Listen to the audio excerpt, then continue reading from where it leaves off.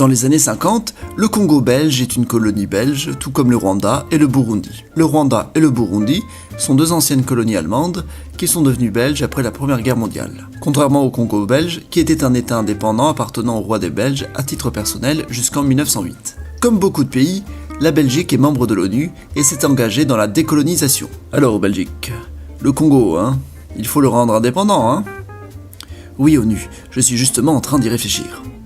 C'est ainsi qu'en 1956, la Belgique annonce le fameux plan de 30 ans. Eh bien ONU, ça y est, j'ai décidé, je vais donner l'indépendance au Congo. Ah, c'est très bien Belgique. Dans 30 ans. Pardon, dans 30 ans ? Eh oui, il faut préparer le Congo à l'indépendance. Pour cela, il faut créer une élite qui soit prête à diriger le pays. Du coup, attendons 30 ans pour créer cette élite congolaise. Évidemment, cette attente de 30 ans ne va pas plaire à tout le monde. En particulier à une des principales associations pour l'indépendance, l'ABACO, l'association des Bas-Congo. Excuse-moi Belgique, mais je comprends pas pourquoi il faudrait 30 ans pour préparer une élite dirigeante. Tu comptes faire quoi en 30 ans ? Attendre que les enfants d'aujourd'hui aillent à l'université ? Finalement, en 1959, des émeutes ont lieu au Congo et la Belgique comprend qu'attendre les années 80 pour abandonner le pays est un peu trop long. La table ronde de Bruxelles propose d'avancer l'indépendance. Bon, c'est décidé, on a changé la date. Le Congo deviendra indépendant le 30 juin 1960. Ah c'est déjà mieux, merci.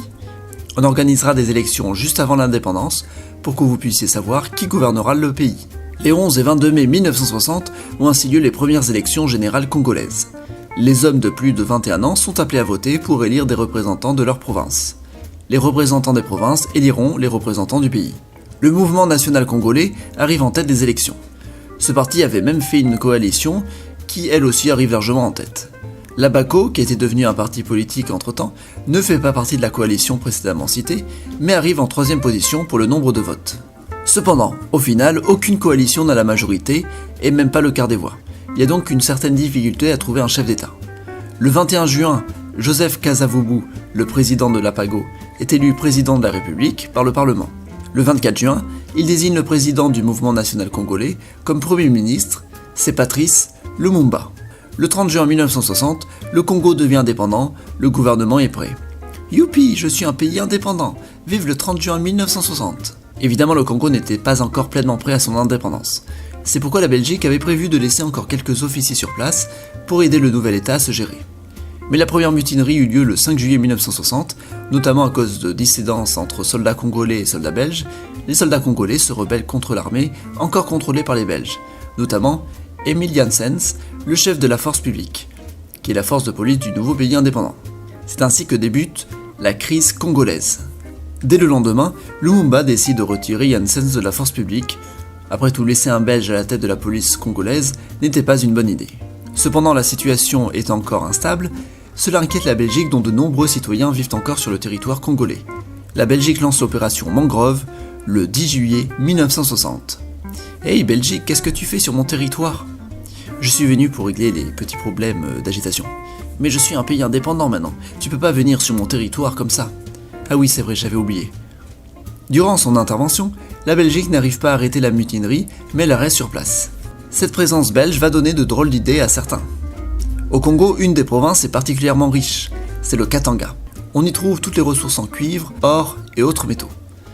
C'est ainsi que le 11 juillet 1960, Moïse Tshombe, président du parti politique CONACAT, c'est-à-dire la Confédération des associations tribales du Katanga, décide de proclamer la province du Katanga comme indépendante, surtout qu'il avait gagné les élections dans cette province.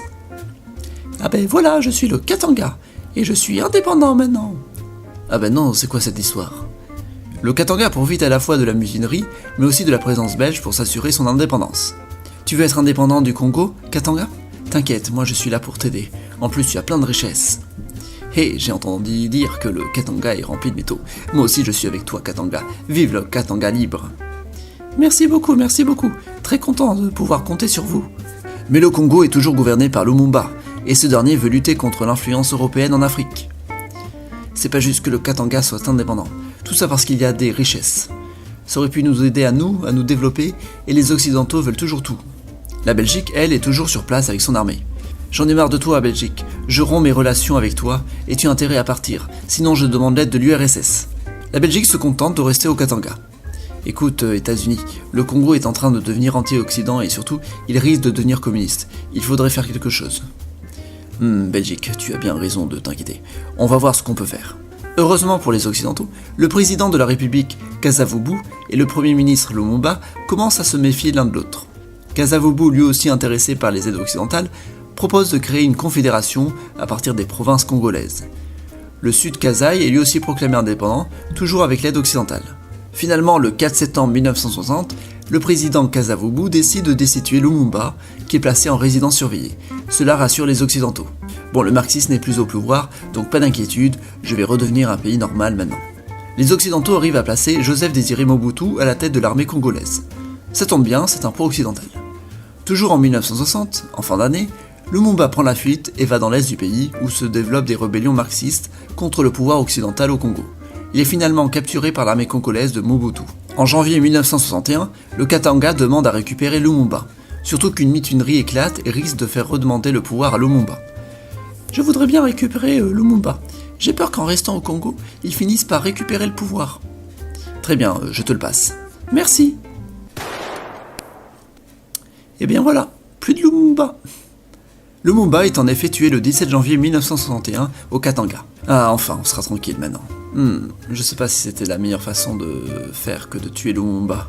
Dans l'Union soviétique, l'Université de l'Amitié des Peuples, qui fut créée l'année précédente, et qui est destinée aux étudiants étrangers, notamment des pays africains, récemment décolonisés, est renommée Université Patrice Lumumba en février 1961. Patrice Lumumba est mort en martyr. C'est un héros de la décolonisation en Afrique. Entre-temps, dans l'est du Congo, un gouvernement marxiste est mis en place. Il forme la République libre du Congo, et il est aidé par l'Union soviétique. Ne t'inquiète pas, Congo libre. Je vais t'aider à amener le communisme dans tout le pays. En 1961, cet état éphémère disparaît et est réintégré dans le Congo dirigé par l'armée de Mobutu. La même année, même le Sud Kasai est réintégré dans le Congo. Le Katanga, quant à lui, va mal. Le fait d'avoir si froidement fait tuer Lumumba a créé une scission avec le Congo de l'armée de Mobutu, bien que Mobutu soit un pro-Occident. En 1961, les forces belges étaient parties du Katanga pour laisser place aux casques bleus de l'ONU. Les casques bleus désirent désormais que le Katanga soit à nouveau congolais. Mais les armées katangaises vont être assez réticentes et résister jusqu'en 1963. Bon Katanga, maintenant que le Congo est pro-occidental, ça sert plus à rien que tu sois indépendant. Allez, on retourne se faire annexer. Le 15 janvier 1963, le Katanga est rattaché au Congo définitivement. Mais en 1964, l'est du Congo est encore rattrapé par des rébellions marxistes. Cette fois, c'est la rébellion Simba qui se met en place. Des massacres de civils ont lieu et il crée un pays indépendant le 5 août 1964, c'est la République populaire du Congo. Bonjour République populaire du Congo, je te reconnais comme un pays indépendant. Merci, c'est gentil. Évidemment, s'inquiète à nouveau la Belgique et ses concitoyens qui vivent encore au Congo. La Belgique décide d'intervenir et mène l'opération Dragon Rouge en novembre 1964. Moïse Tshombe, l'ancien président du Katanga et qui avait réussi à se faire nommer Premier ministre du Congo, toujours sous la présidence de Kasavubu, fera appel à l'aide américaine et britannique aussi. Mais le Congo ne reste pas tranquille pour autant. En 1965, les rébellions continuent dans l'est du pays. Écoute Cuba, tu t'es très bien débrouillé pendant la guerre des sables quand tu es venu aider l'Algérie. Je pense que tu te plairas en Afrique pour mener des révolutions. Avec grand plaisir. Cuba lance sa première opération militaire en Afrique subsaharienne. Elle envoie l'Argentin Che Guevara au Congo pour qu'il forme des soldats parmi les rebelles marxistes.